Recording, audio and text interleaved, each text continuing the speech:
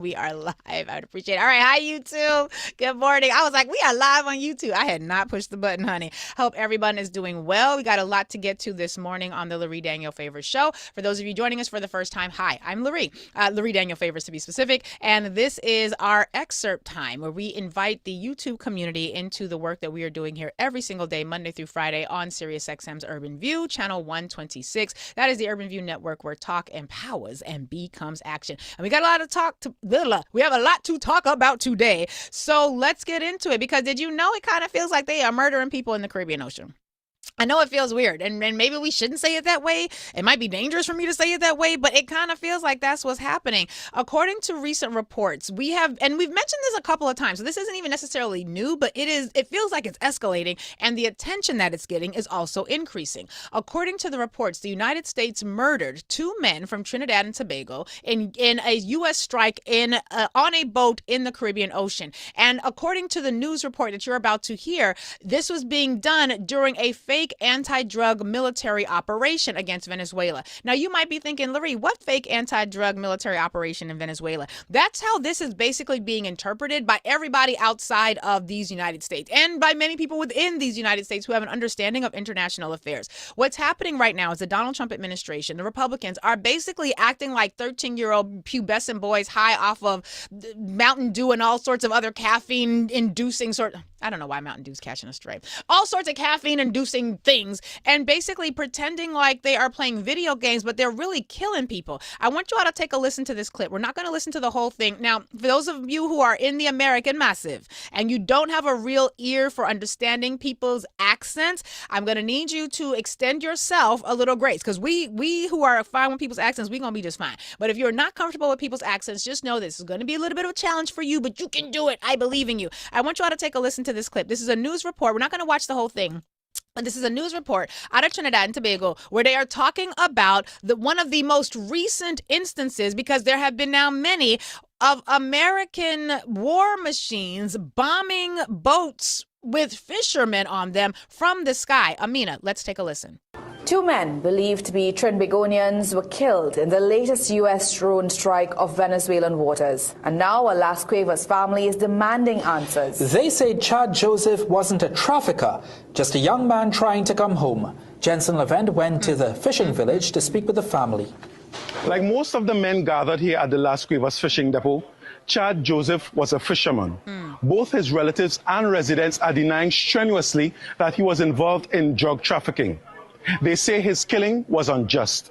When Prime Minister Kamala Persad-Bissessar said the United States should kill alleged drug dealers violently, no citizen was listed among the dead.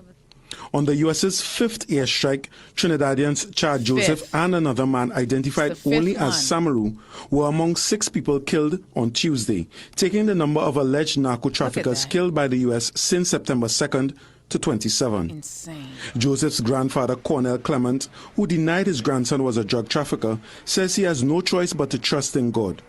Now he questions the U.S.'s method of dealing with the situation. I watch at it as wickedness. It is wickedness. Why we killing people trying to? They're not meant that. They're supposed to be that way. No. The boy is no drug trafficker. He just make the run and come back. Joseph's grandmother, Christine, says her grandson was in Venezuela for the past 3 months and wanted desperately to return home, but his previous attempts failed. Before time he was coming, they shoot up the boat. He ended up surviving. You hear that? That wasn't the first boat that they had basically shot up. He had tried to come home before. This is what's happening. This is what's being reported in international news. I don't know how many of you are seeing this in your local news, but we have a situation where the Donald Trump administration and the Republicans, like, again, 13-year-old little spoiled ass kids are gleefully playing weapons of warcraft. I don't even know, is that a video game? I don't even know. I don't think that's a video game title. But they're basically playing weapons of war with actual people's lives. And they're saying it's because these people who are in these boats that they are bombing from the sky, similar to how they bombed Tulsa, Black Wall Street, from the sky. weird how the people look exactly the same. But they are bombing these people, and they're saying that they're doing so because these folks are involved in drug trafficking. Now, if that were the case, and they were involved in drug trafficking, we actually have procedures for that because, wow, with an American drug addiction as strong as this one is, it would make sense that we have probably had situations where people were bringing boats with drugs on them. So there are policies, there are procedures, there are ways that these things are supposed to be done. Take a listen to Representative Himes, who's going to talk about what should be happening. Because if you've got the ability to blow up a boat, you've got the ability to follow all of the other procedures that are already in place that people should be wanting Americans to engage in for a whole host of reasons, some of which we're going to talk about today. Take a listen to Representative Himes as he talks about what should be happening in this situation, but is not. Finally, as an intelligence guy, I can tell you this. If you've got the capability to blow a boat out of the water, you've got the capability to interdict it, to arrest everyone on board, to interrogate them. And now you're finding out where it was going, where it came from, who the bosses are, who the distribution networks are. When you turn a bunch of people into a smoking wreck, you don't get any of that stuff. All you get is a bunch of testosterone-fueled White House aides pounded on their chest. Again, illegal. And I'm on my soapbox about this, Ben, because too many of my Republican colleagues are like, we should do more of this. We should do, oh, it's so great to see it's Hollywood and stuff. Folks, we always regret that kind of thinking. You know, when we put Japanese Americans into concentration camps in the United States in World War II. At the time, slavery. That probably seemed like a good idea. We could add slavery. Did not seem in retrospect like a good idea, right? The McCarthy era where we were ruining people, you know, a senator from Wisconsin ruining people's careers. Well, they were communists. They deserve it. And in retrospect, those are the darkest moments in our history. And so I'm going to keep sounding the alarm on this because 10 years from now, this is going to turn out to be yet another assault on the rule of law. And by the way, a really bad way of stopping the flow of drugs into our country. So I'm just going to say, if you're going to talk about American atrocities and not mention slavery, dude, what are you doing? Like, there's so many things far worse. I mean, everything that was mentioned was bad, sure, but there are so many things far worse. And like, Americans never just want to acknowledge like slavery was one of the worst things, you know, genociding the indigenous. But what do I know? I'm just a descendant of a stolen African. But we're in a situation where basically we know the administration knows what they're doing is wrong and is in contravention of its own policies, mainly because we've got people like Representative Himes saying this is wrong and it's a violation of your own policies, but also because of what is supposed to happen. I want you all to take a listen to this clip. This is U.S. Navy Rear Admiral and national security expert John Kirby, who's talking about the fact that the reason that we now know the administration is very clear that what they're doing is wrong is because of what happened in one of these explosions. I'm sorry, not an explosion, one of these bombings where there were actually people who survived. And there is this thing, I talk a little bit about this in my podcast episode, which will be out later on today, which is again called Lurie Breaks It Down. Please like, subscribe, and share. And basically there's this concept within the law that if you are going to have a device that's going to blow up, like say a toaster is going to blow up and hurt somebody, in a legal sense, you would kind of, when it comes to the amount of money you're going to have to pay for that blow up, because in America, when it comes to harm that people suffer, you get money. Like there ain't a whole lot else you're going to get. You're going to get some money if you get that. But in the legal community, there's an understanding that if you have something that's going to blow up and harm people, it would be better if everybody who was harmed was just unalived.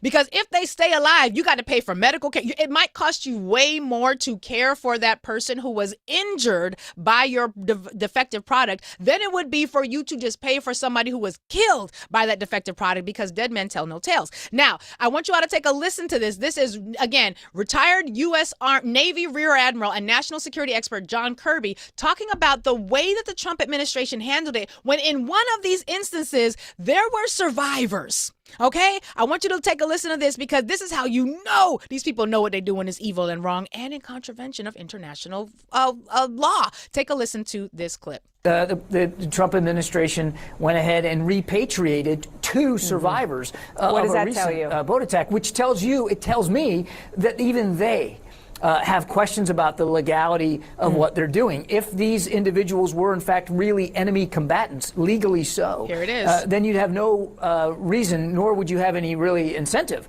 to repatriate them. You'd want to bring them back and put them through the court system here in the United States and have due process visited upon them if they are in fact enemy combatants, and you could hold them captive as well. That they didn't do that sort of makes me wonder whether they think they've got much of a case, whether they don't want this to happen inside the U.S. court system. They don't, honey. They don't. Because if they did, they would have kept them. They would have jailed them because you found people who survived. Like, they survived. And the fact that you did let them go is a clear indication that you know something about this don't pass the smell test. Now, according to George Conway, who himself married to what's that other woman's name? Caroline Conway? It's Caroline Livet. Was it Caroline Conway? Caroline Conway, Miss Conway, who was Donald Trump's first press secretary. Or you know what? She wasn't even the first press secretary. She was a press secretary during his first administration. Her husband is a Democrat. She a Republican. I don't know how that situation worked out. But basically, he cites to an article in the New York Times that points out the fact that this act of not just bombing people from the sky, but then sending them to their home countries is essentially an admission of an attempted murder. The New York Times is reporting, quote, "The Trump administration is repatriating 2 survivors of a deadly U.S. strike this week on suspected drug runners in the Caribbean Sea rather than prosecute them or hold them in military detention," President Trump announced on Saturday. "The men who survived are being returned to their home countries, Colombia and Ecuador, for detention and prosecution," said the president. Now, it's important to note that ain't nobody from Colombia or Ecuador done said nothing about detaining or prosecuting these people, which is to say the only person on the planet who said these people are going to be sent home after being bombed from the fucking sky are going to be detained and prosecuted is Donald Trump, who has a vested interest in the American population being, oh, it's okay, it's not a problem, these are drug traffickers and they're totally going to be prosecuted back in their home state. No, they not. You know how we know they not? Because ain't nobody from Colombia or what's the other country, Ecuador, done said they were. In fact, the New York Times did heavy lifting for Donald Trump, because they basically said it was not immediately possible to confirm that either Colombia or Ecuador had agreed to prosecute the 2 men, which again is to say the only person who has said they're going to get prosecuted is Donald Trump. Every accusation is a confession. Every time that man open up his mouth, it's a whole ass lie. He done made this shit up, and we should believe that until proven otherwise. Now, if they prove it otherwise, that's fine, but the presumption has shifted. You no longer are considered truthful until you are proven to lie. You are considered a whole ass liar until somebody can prove you have actually told the truth. At least once. But the report goes on to say that after Donald Trump posted almost a 30-minute video showing a semi-submersible vessel that was traveling partially below the water being blown up, he said that these people on board were terrorists. He said they were drug smugglers. Why are you sending them home? Because if they terrorists and drug smugglers, shouldn't they be in Guantanamo? Ain't they supposed to be getting prosecuted? Shouldn't you have somebody, some crack expert prosecutor like Lindsay Halligan, who basically just got outed for doing a whole bunch of shit she wasn't supposed to be doing during this prosecution against Tish James? They just indicted Tish James. Okay, they already fucking up. Maybe you want one of those sorts of prosecutors, or maybe not, because you realize that even that will not help you win the day. We are in a situation where basically this president, the Republican Party, has decided it's okay to just see a ship in the ocean and drop a bomb on it. Now we're getting word that Colombia has indicated that they believe that the bombs that were dropped on several of the people in their community, their nationals, were dropped not on international waters, but in Colombia waters. And so this is being interpreted by the Venezuelans, by the Colombians, by a whole host of other countries, many of whom we used to be in allyship with. I say we like I'm an American with rights, who the Americans used to be in allyship with, where it's being interpreted as though Donald Trump is essentially trying to start a war with Venezuela and Colombia because Venezuela got oil. Lots and lots of oil. And Argentina got crude oil. We already see what's happening with Argentina. And now MAGA apparently stands for Make Argentina Great Again. I don't know if you saw that trending topic, but the international community seems to be pretty clear that the Trump administration is basically bombing innocent people in the middle of the ocean, pretending they're drug traffickers. And then there's no evidence, right? There ain't nothing you can do about it. You can't prove that they were or they weren't. Once they're dead, dead men tell no tales. But when there are survivors, we get to ask different questions. This should enrage everybody. And not just because like what you do to others will come back to you. As you sow, so shall you also reap. This is also should be very enraging to anybody in this nation, nation, because this is how you create terrorists in other countries who can't stand your country's ass. Imagine if your family was out fishing and then getting bombed from the sky by an opposing nation. You're going to have some feelings about that opposing nation. You're going to might be connected with some people who got some feelings about that opposing nation. Some people might want to forgive and forget. Many, many, many others won't. Now, I want you all to take a listen to Politics Girl, because Politics Girl provides another reason why we should be concerned about this. Amina, we got this Substack clip. I want you all to take a listen to this clip, because Politics Girl is going to give us an understanding as to why, just in the name of self-interest, we should perhaps be very, very anti-blowing the fuck out of people in the middle of the ocean while they out minding their own business. I want you all to take a listen to this clip, because what you put out most certainly will make its way back to you. And maybe what's coming back to you won't be coming from another country. It might be coming from the government that you pay taxes to. Take a listen. First, they came for the drug dealers, and I said nothing because I was not a drug dealer.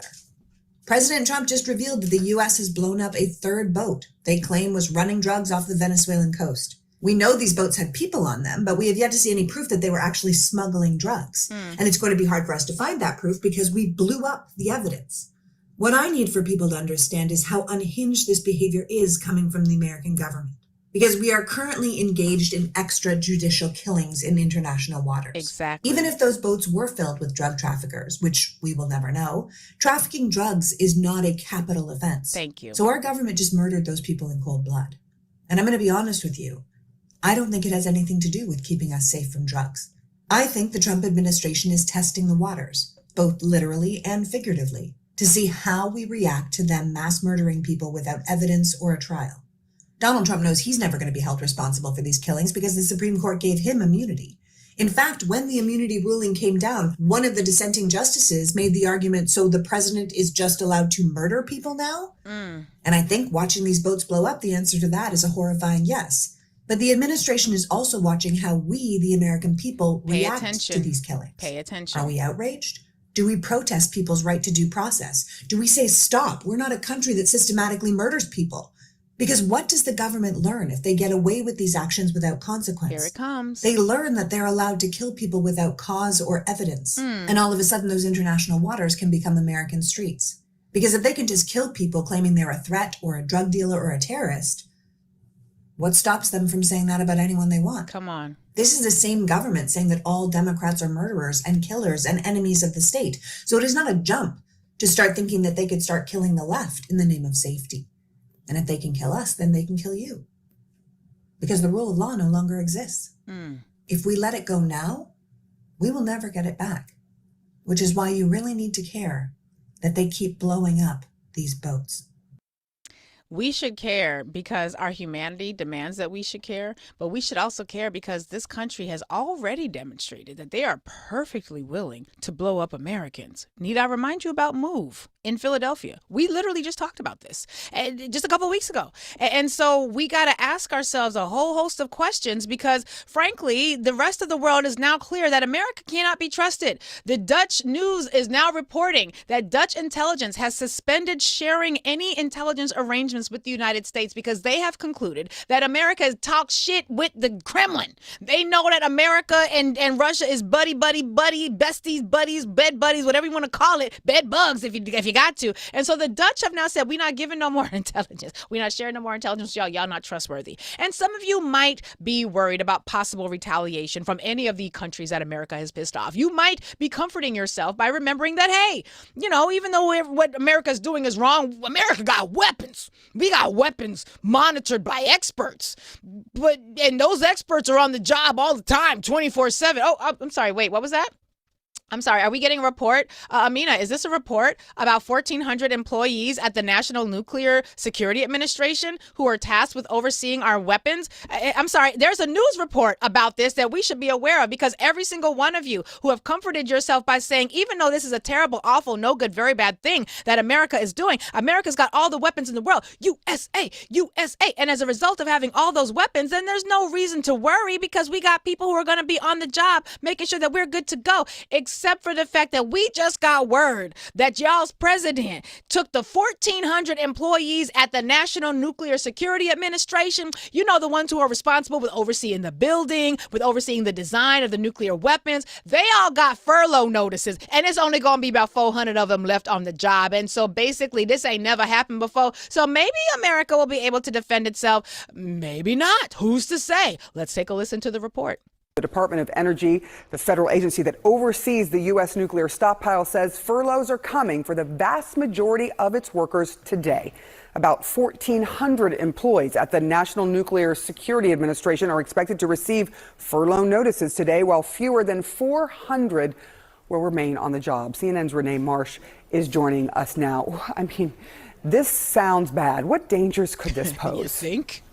Well, good morning, Sarah. I mean, 1,400, again, as you said, that's the vast majority of the employees at the National Nuclear Security Administration. And that means a skeleton crew of staff in the field offices, and that will all start happening today. That essentially means that federal workers tasked with overseeing contractors who are building and designing nuclear weapons, and they have to approve all of that work. Now they will be furloughed. Historically, this is not an agency that has been impacted by shutdowns.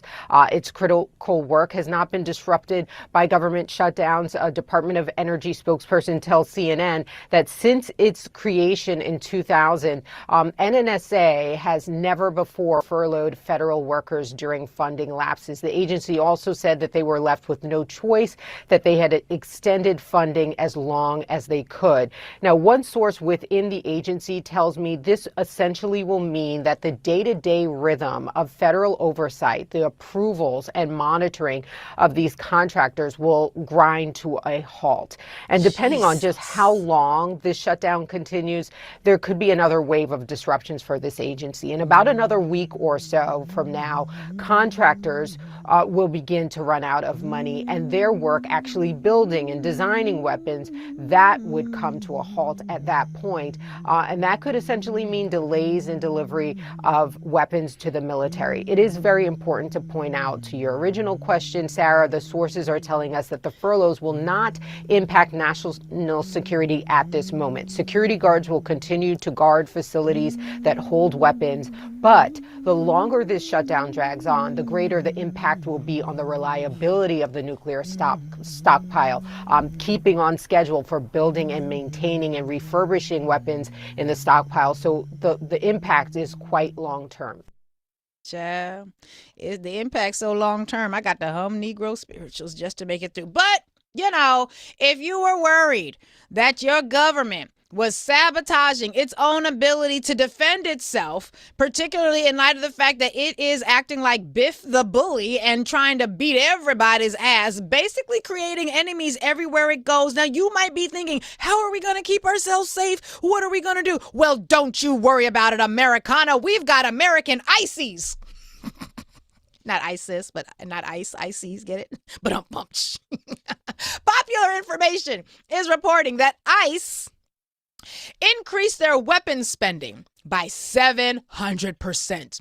ICE, which is a bunch of ragtag ragamuffins running roughshod down the street, beating and harassing and molesting and abusing any old body they can find. These motherfuckers now have chemical weapons. These motherfuckers now have guided missile warheads. Did you know this? Were you aware that now we have handheld weapons of mass destruction in the hands of people who frankly have the emotional maturity of turnips, the emotional maturity of the capacity. I don't even know what to say.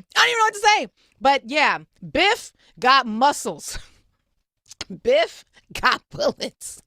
Biff got mass handheld weapons of mass destruction. So maybe it doesn't matter that nobody's working at the National Nuclear Security Administration anymore. Maybe it doesn't matter that, you know, America is picking fights with everybody and losing friends faster than we can say supercalifragilisticexpialidocious. Maybe none of that shit matters because we got ICE.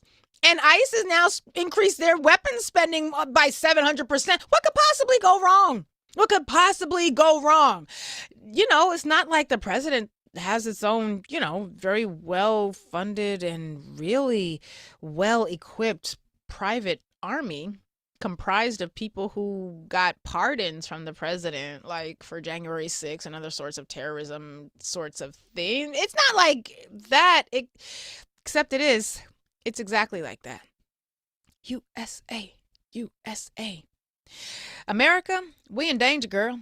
And on the other side of this commercial break, we're going to talk about what's happening with the tariffs and with food insecurity. That's just the conversation I can't even get to in this half. YouTube, sorry, you guys are going to have to miss that. You'll catch it in the podcast, because we're going to talk about it in the podcast episode later on today. So that's where you'll be able to hear that conversation.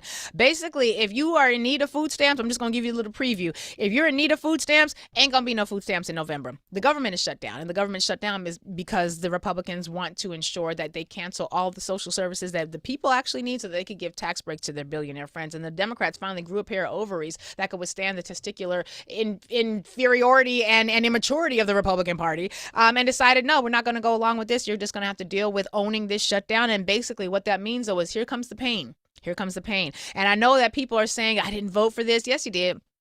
If you voted for the Republican Party, this is exactly what you voted for, because the Republican parties have never liked food stamps. They have never liked social service programs. That is not new. And you did vote for this. If you stayed home and didn't vote, yes, you did. You voted for it. And I know we like to talk a lot about the 92%, but Clay Kane and I had a mini conversation just a couple of days ago. Was it yesterday? I think it was yesterday. Clay Kane and I had a conversation yesterday, and he was breaking down some of the now we have better data on the numbers of people who came out to vote by race. And what we've learned is that of the people who came out to vote by race, when you take away the 15% that voted for the Republican Party from the black voters, when you take away the millions of people who stayed home, we end up with, and the 1 or 2% of black people who voted for third parties, because you voted for this too. Basically, roughly 49% of black voters voted for the Democratic Party. I would love to point the fingers at everybody else, but every time you point the finger at somebody, it's 3 fingers pointing back at you. America, this is what you have brought to us. Good job. USA, USA. Make America something. Make it something. Because right now it's a hot ass mess. We're going to pause here and go to commercial break. YouTube, we love y'all. Appreciate y'all. And please like, subscribe, and share. Really thank all of you for supporting the growth of the channel. It has been amazing. And we're going to keep up